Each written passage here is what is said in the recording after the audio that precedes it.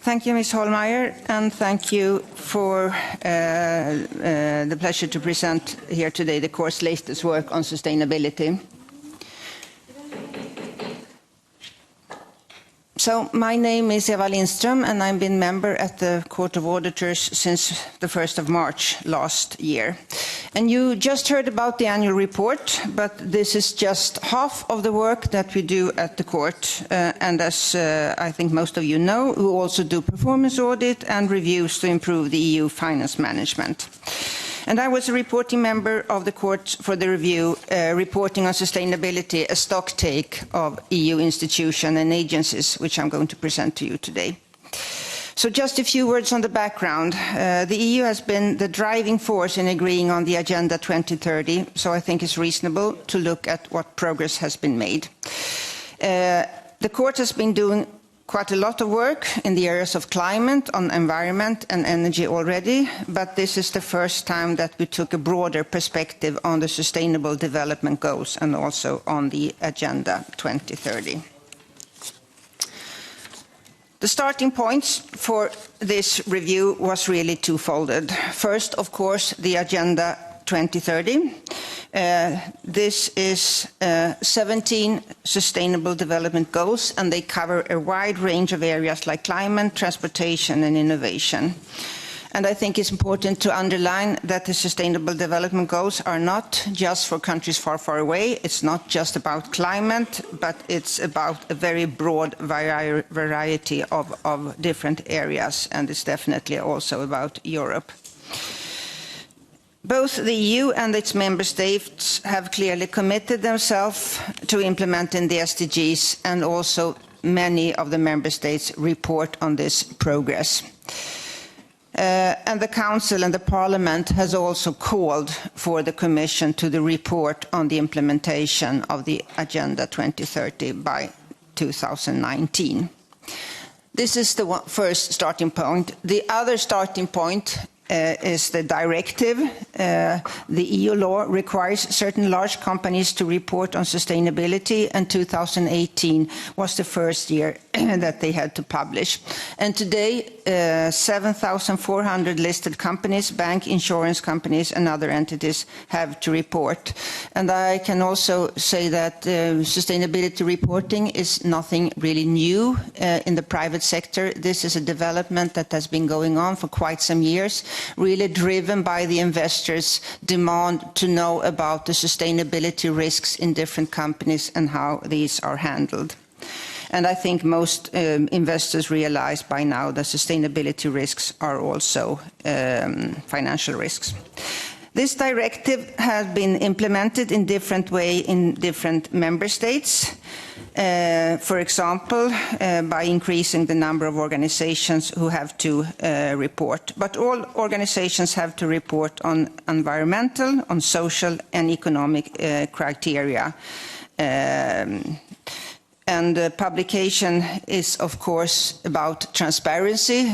It's not just sort of telling the truth, but it should be the whole truth, and it should be nothing but the truth. When doing this report, I also think we had a lot of discussion, both with the public sector but also with the private sector, on the role of assurance, because there is a lot of greenwashing going on right now, but of course for investors and other stakeholders it's really important that this information is trustable. The directive leaves it open to member states what the role of the auditors should be, and in the directive today it says that the auditors should sort of at least report that there is a sustainability report, but without going into the context.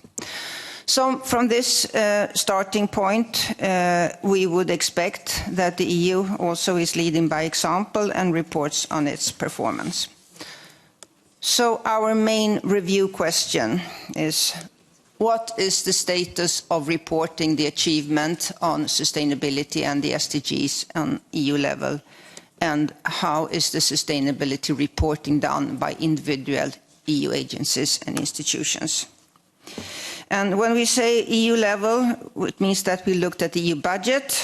We're not looking at what the member states are doing, and we're not examining the EU member states individually.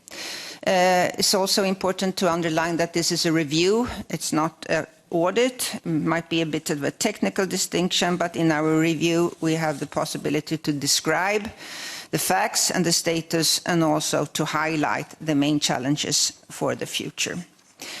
And the part, of course, of going through the documents, looking in the annual reports, looking at the other reports from the different institutions and agencies, and also having a lot of interviews, we carried out a short survey, 12 EU institutions and 41 agencies, and we were lucky enough to have a response rate of 100%. I also would like to add that a sustainability report is not just a report, it's also a process, and reporting is actually the final step. But organizations, of course, have to start with identifying what is important for them and then decide on a strategy. And that means that it will depend on each and every organization what is being reported upon. It's not like one size fits all.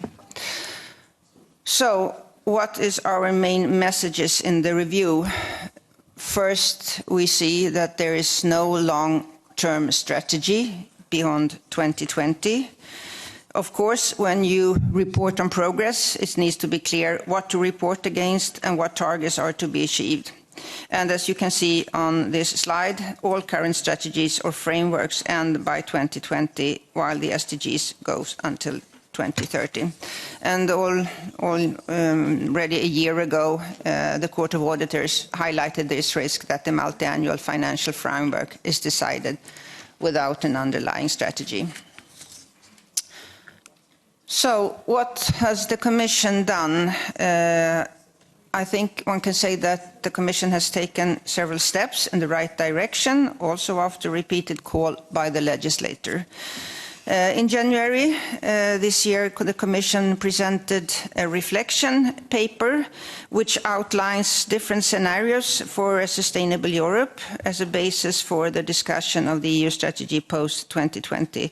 But this is neither a sustainability report nor a strategy, and in this paper we couldn't find any analysis identifying what more needs to be done in the EU. In the discussion with the Commission, they also referred to the Eurostat report, which is a really interesting report. That is a description of the development within the EU area and also in the member states, very much based on statistical data from the member states, but this is not and couldn't be a measure of the contribution of the EU budget or policy to achieving the SDGs. It's more a description of the general development in the different member states. Thirdly, I think when it comes to performance reporting, given that the EU's commitment to SDGs and sustainability, one would expect that the Commission also reports on this. And there's a lot of performance reporting from the Commission, a lot of indicators, but at present the Commission has not integrated the reporting on the SDGs in this framework and does not measure the contribution of the EU budget or policy to achieving the SDGs. With one exception, and that is the area of external action. And here the Commission is adapting its performance reporting system to measure contribution to the SDGs. And just for your information, I think this is also mirroring the fact that in some member states, sustainable development and the sustainable development goal are a bit seen as something for countries far, far away. When it comes to individual reporting from the EU institutions and agencies, as I said, we covered 12 institutions and 41 agencies. We see that two bodies publish sustainability report. The first is the European Investment Bank, that is also audited. And then the European Intellectual Property Office also does a sustainability report. From others' information, there are some information collected and some information also published, but this information is incomplete and piecemeal, and is mostly focusing on the sort of the internal running on an organization, for example, the consumption of paper or water within the institution. It's not taken into their strategy or general policy, and of course that means that important risks might not be covered or described. So to conclude, no reporting from the Commission, and out of 53 bodies, 2 do sustainability reporting. And one could, of course, ask why is this the state of the affairs? And as I said before, reporting is really the end of a process, and we found that several of the prerequisites to do a reporting is not yet in place. You have to have the strategy, you have to have done the analysis, and of course the sustainability goals should be integrated into the budget and into also other main processes to be able to do the reporting. So for the future, we talk about 4 major challenges. The first is to develop an EU strategy post-2020 that covers sustainability. Second, to integrate sustainability into the EU budget and the performance framework. Thirdly, to develop sustainability reporting, not only from the Commission, but also from other institutions and agencies. And finally, to increase the credibility of sustainability reporting through audit. It's important that these brochures are not just nice to see and nice to read, but also that the information is trustable. So, thank you very much for your attention.